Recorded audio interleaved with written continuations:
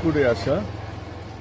ফরিদপুরের মধুখালীতে মথুরাপুর এলাকায় এসেছি। এখানে একটি ঐতিহাসিক স্থাপনা মাথুরা মঠ দেখতে এসেছি।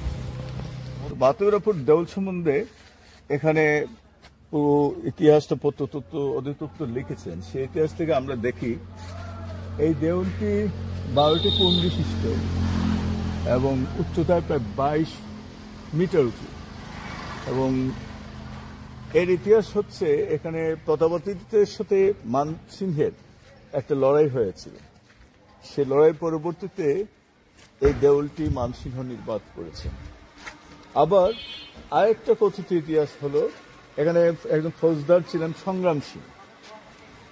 এই সংগ্রামশীল এই মাথুরা দেউলটি নির্মাণ করে।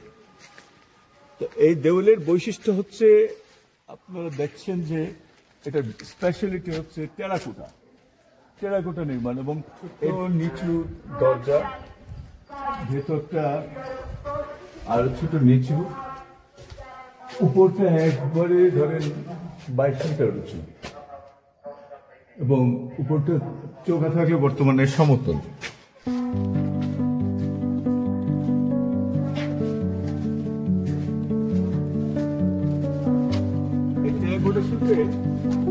একটা স্পেশালিটি হচ্ছে এখানে রামায়ণ মহাভারতের বিভিন্ন চিহ্ন ব্যবহার করা হয়েছে। স্পেশাল একটা হেরিটেজ ঐতিহ্য